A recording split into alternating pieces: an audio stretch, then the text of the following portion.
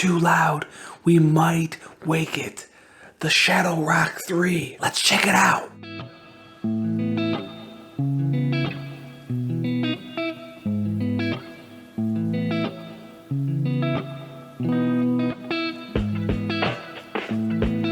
Never pay full price for Windows 10 CD keys again. Check out yourcdkey.com where you can get Windows 10 Pro keys for under $17. And if you head over there right now and use my discount code VT18 at checkout, you'll save yourself 18% off your total order. The key will arrive within minutes, and then all you'll need to do is type activation in the search bar, click activation settings, and punch that key in. For more info, check out the description box below.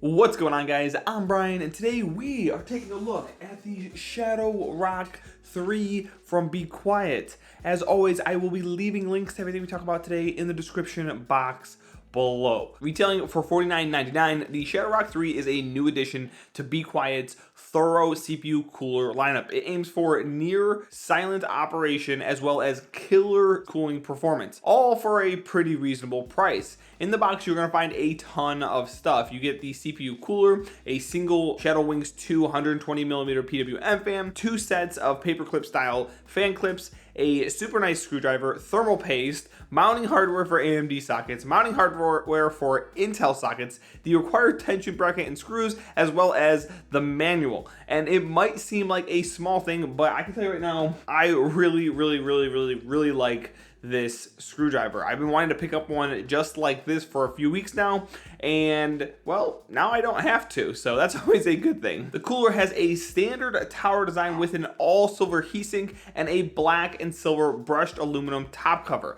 It looks pretty good once installed, and even though it has that standard silver heatsink that I'm not a big fan of, it should fit in with most build color schemes because you won't really see, like, the silver heatsink. The build quality of this thing is top notch as well, but the fact that it has a less dense fin array, which we'll talk more about in a minute, it does mean that the fins on the bottom can bend a lot easier. So you'll want to be a little bit more cautious about that. Quick note, I personally did not bend any in my testing. I just noticed it while I was evaluating the build quality of the cooler.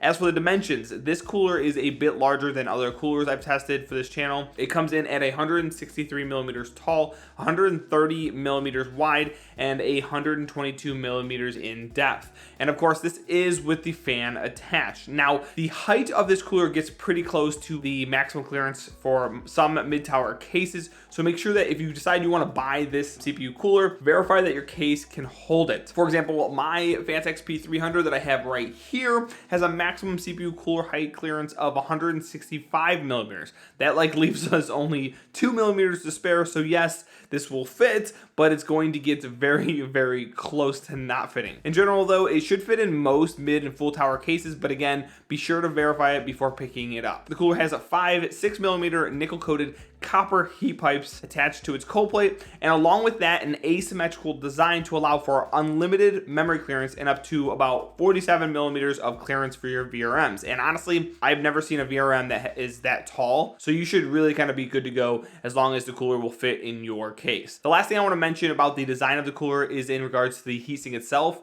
Be Quiet opted for a larger footprint but less dense fin array design. This helps keep the total cooling surface area up while allowing for air to pass through the heatsink easier. The aim here is to bring the noise level down while keeping the performance of the cooler up, which we'll talk more about in a few minutes. Socket compatibility is pretty good with this guy, as it can be mounted to nearly every recent socket for Intel and AMD besides the Threadripper lineup. And while preparing this video, I learned that Be Quiet actually has a very useful motherboard check tool that you can punch in your exact motherboard, and it'll tell you which coolers of theirs are compatible with it. Of course, this doesn't check if the cooler will fit your case, but I still found it very useful to verify that it will fit the motherboard that you have, and so I will be dropping a link to that in the description box below. To install this cooler, you will only need like 5 to 10 minutes and the appropriate Intel or AMD mounting hardware. Now, I only have an AM4 socket, so I'll be showing you how to install it on there, but the Intel process is pretty similar and the instructions are rather straightforward. So you'll need these retainers, screws, and spacers for the AM4 platform. Start with the AMD back plate pushed up against the back of the motherboard like this.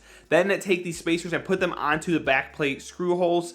Now go ahead and take the retainers and attach them to the back plate with these screws. The retainers will end up parallel with the memory slots when installed.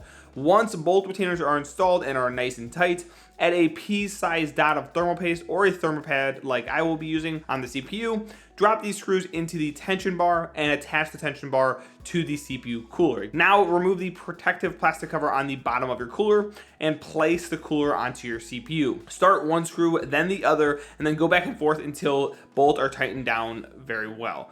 Go ahead and attach your fan to the cooler with the fan clips. Plug the fan into the CPU header, and that's it. You are done. The process is really easy, and I had no issues installing this cooler whatsoever. I love that it uses the AM4 bracket, and the biggest thing you should probably know about this cooler is that it's an asymmetrical design, so the cooler won't stand up on its own. So it's kind of like a balancing act when you are trying to install it. Just make sure you're holding the cooler up until you at least get these screws started, and then you're gonna be perfectly fine. As for performance, this cooler is pretty impressive to me.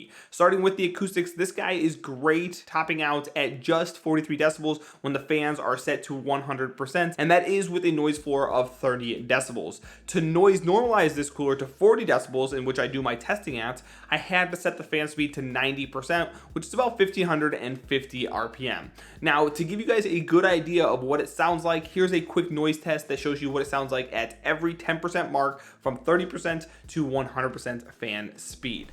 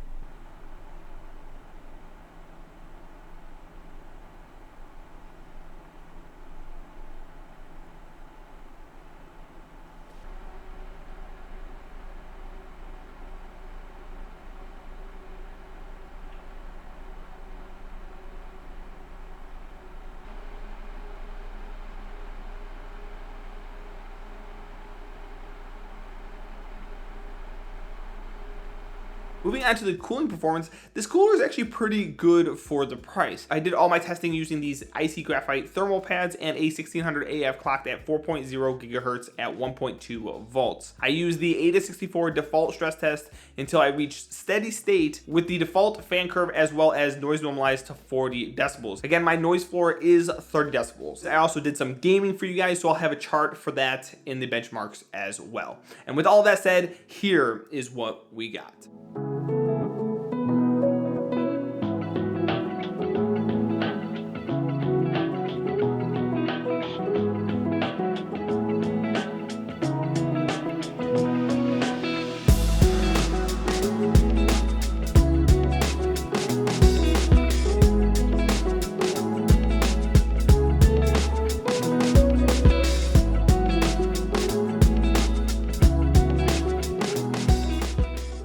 So my thoughts on this cooler are as follows. It has some pretty awesome acoustics, and the CPU cooling was pretty good as well. It wasn't like, mind-blowing, but it was good. It was good, especially for the price.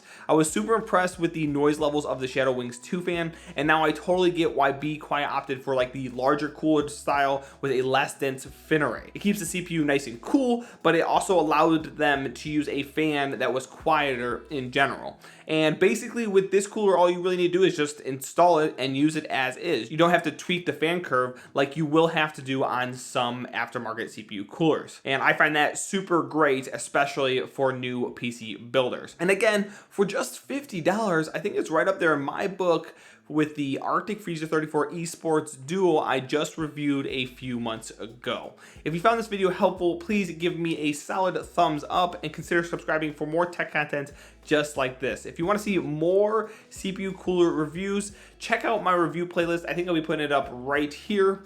Thanks so much for watching, and I'll see you in the next one.